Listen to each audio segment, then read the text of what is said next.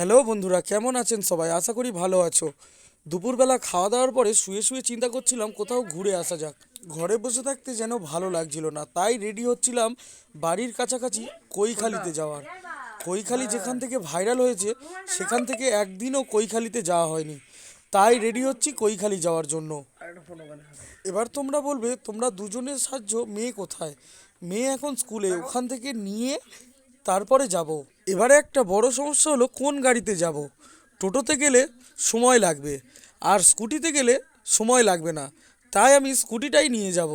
স্কুটিটা নিয়ে গেলে তাড়াতাড়ি ও যাওয়া হবে, আর আমার সন্ধ্যের আগে ফিরেও আসা হবে, তাই বেরিয়ে পড়লাম কৈখালির উদ্দেশ্যে।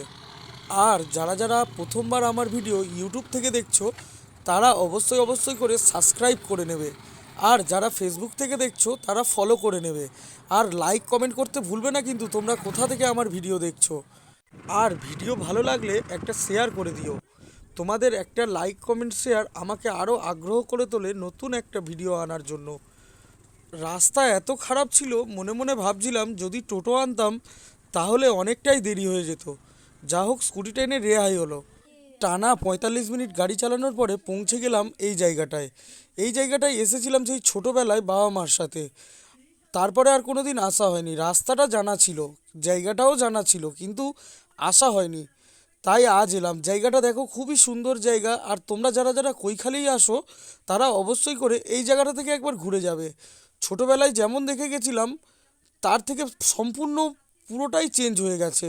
আমি এখন যেই জায়গাটায় হাঁটছি, এই জায়গাটায় পর্যন্ত জল ছিল, আর এটা গার্ডওয়াল ছিল। এখান থেকে একটা, ওই যে নতুন যে ব্রিজটা দেখতে পাচ্ছ, এই ব্রিজটা আগে ভাঙাচোরা ছিল, এখন এটা ব্রিজ করে দিয়েছে। খুব সুন্দর একটা নতুন ব্রিজ করেছে। আর এটা আবার ড্রাম সিস্টেম করেছে, মানে জল জল ছাড়া বা পাস হওয়া যেমন ওঠানামা করে, তেমন করেছে।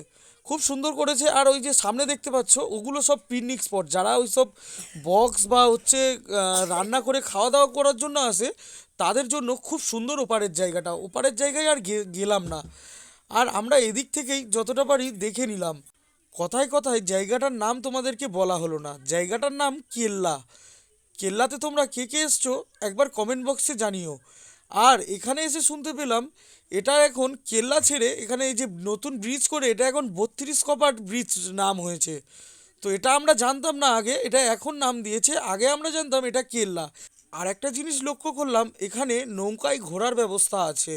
কিছু টাকার বিনিময়ে এরা নৌকা নিয়ে এই দিক থেকে ওই দিক একটু ঘুরিয়েও দেখাচ্ছে। নৌকায় ওঠার ইচ্ছা ছিল, তবুও উঠলাম না।